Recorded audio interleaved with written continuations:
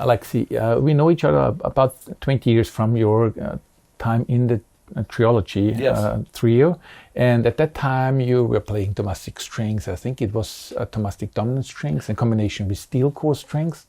What a memory! I was playing Thomastik strings even from before I was born.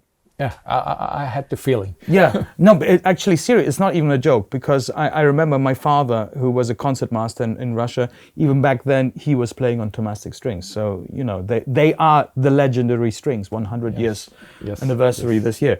No, I mean, I always had a very close relationship with Thomastik strings. Not just through knowing them from you, but from all the players that play them around the world.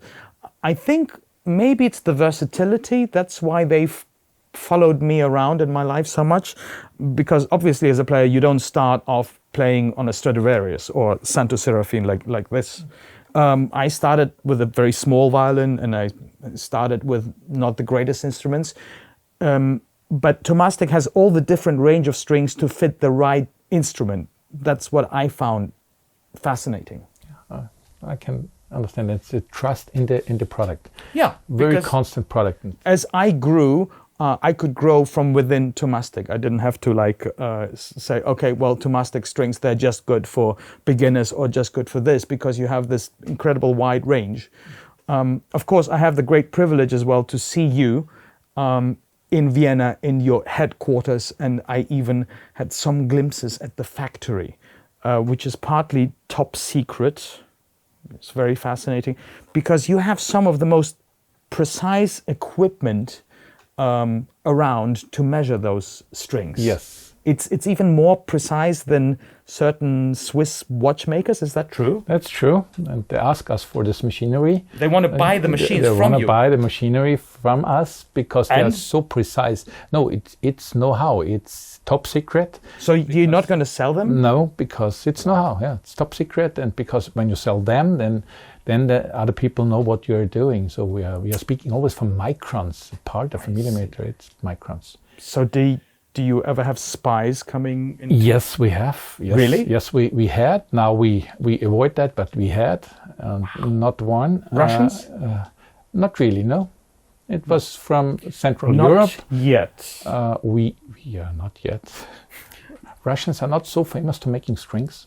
No, they're not the best. Anymore. Not the best string makers. No. Not anymore. Yes. But we use string to kill people. Yeah.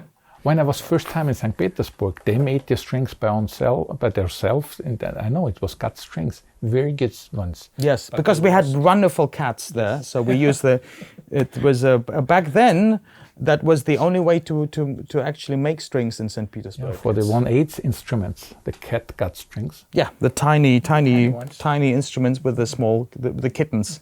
The baby kittens, which was kind of sad having to kill the baby kittens. But hey, you do anything for music, right? But why did you go ahead with me to develop strings? You know, you are so busy, and it costs you a lot of time. I know all the time, but it's actually, I think it's also a responsibility. First of all, look, it needs two people. It's a two-way thing. You could easily just rest on your laurels and just say, okay, we have 1,800 different strings, it's fine, we'll be fine forever. But you don't do that. You keep on trying to improve it, make it better for us players. So I think me as a player, I have the responsibility to help you and to come and to test the strings and to see how they can be improved. Because anything, art, culture, if you don't keep on improving it, it dies. So I think this is where we meet. This is good, and for me it's so good because you have this type of crossover music, part of classical music, then jazz, pits, bow, and staccatos, and so on. Exactly, I have to be able to do.